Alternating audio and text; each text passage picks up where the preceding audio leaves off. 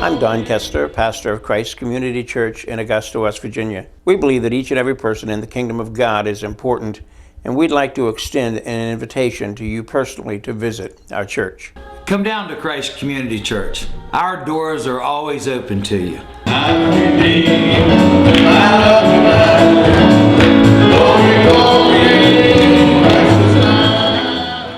A lot of people's out of work. In other words, I remember when I started working at a store, to be honest with you, when my first was $12 a week. I was only 17 years old, but at least I had a job. My dad always reminded me of this. If we did $100 in the store a day, we thought we had a pretty good day. Back then, they didn't have the jobs available that we have today. Like go to Winchester and get a job. Most of people had a garden and a milk cow. I remember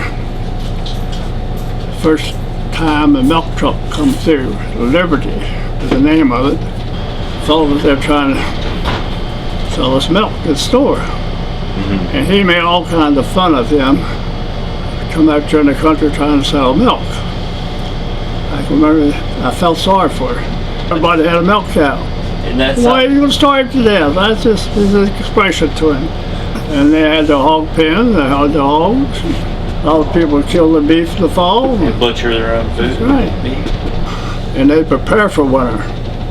When they had the summer, they had to raise the stuff and they put it away for winter. And the same way with the butchering in the fall. They canned their sausage and tenderloin and whatever they did and cure the other meat. Even if they had a car. They didn't use the car every day. They didn't walk to the store. Not a mile, maybe a couple miles. I had one family that dealt with me up in Highview that lived over on Pine Ridge. That's the second ridge over toward North Mountain. And this lady would come in there at the store with a kerosene in her hand and a basket. And she would get her kerosene, a basket full, and she'd put a sack over her shoulders, and she's told me many times she'd leave there and never set anything down until she walked back to top Pine Ridge. And that was about, I would say, at least 4 miles. She was tough. She was an old timer. My name is Marjorie McCannon. My date of birth, 1912, April 4. I was born in the village of Center, Missouri. I moved from there to Hannibal, from Hannibal to Davenport, Iowa. I think I was most impressed by the sight of cardboard cabins and tents on the waterfront in St. Louis. And there were many of them, unemployed people. There was no unemployment insurance in those days. The stock market just fell. It was like a bombshell. Everybody was frightened. They needed work. A lot of people had to use all their resources to make a living. We walked a lot. We wore out shoes. And instead of buying new shoes, we had the old ones repaired.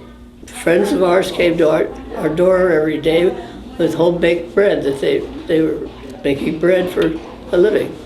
Churches especially provided food, and there'd be long lines for whatever food they could get. My brother-in-law, with whose family I lived, he was a jeweler, a very successful jeweler.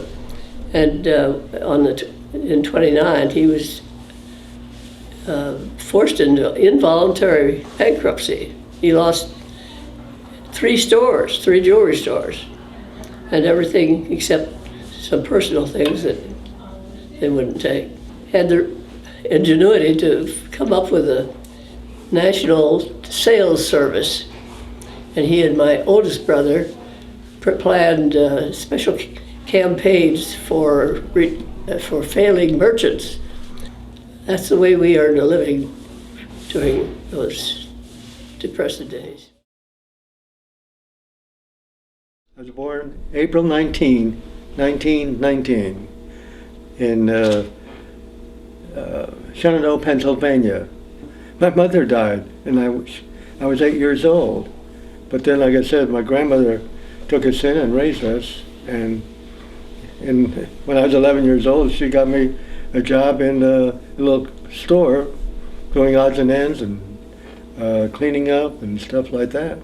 Well, there was really no work.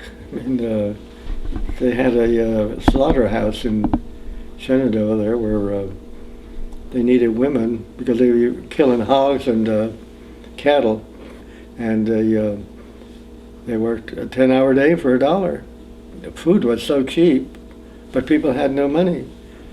And the people that I worked for, the customers, they didn't have money on them right away. They put them on a book, and then they paid whenever they could pay. And some people just didn't pay, and the storekeeper lost whatever they took on, the bills that they had.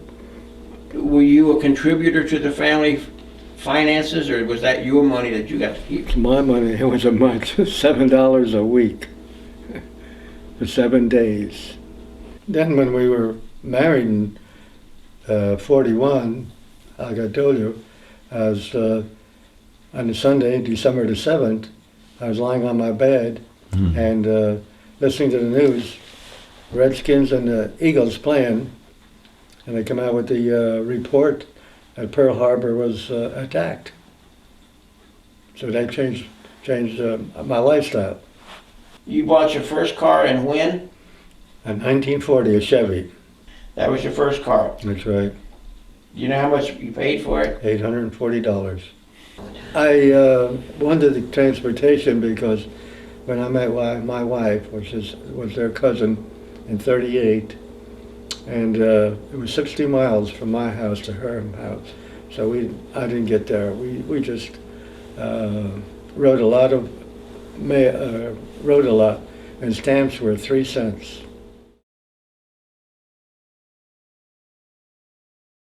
My name is Loudon Thompson. I was born January the 23rd, 1924.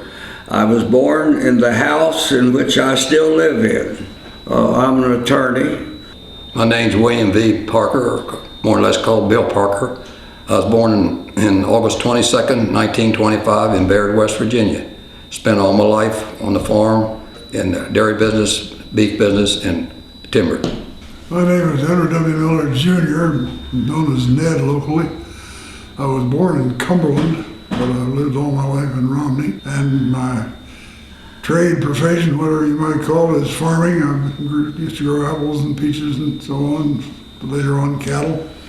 We were on the verge of a revolution in this country, or at least a change of some form of government if something wasn't done. You had about 25% of the people out of work, unemployed. President Hoover, he promised that we were going to have a chicken in every pot and 2 cars in every garage. Well, you needed a garage for your cars in those days. You didn't have a roof very long. You didn't because there were canvas roofs. But the chicken in every pot got me as a kid because I couldn't understand how you could have anything else to eat if every pot had a chicken in it.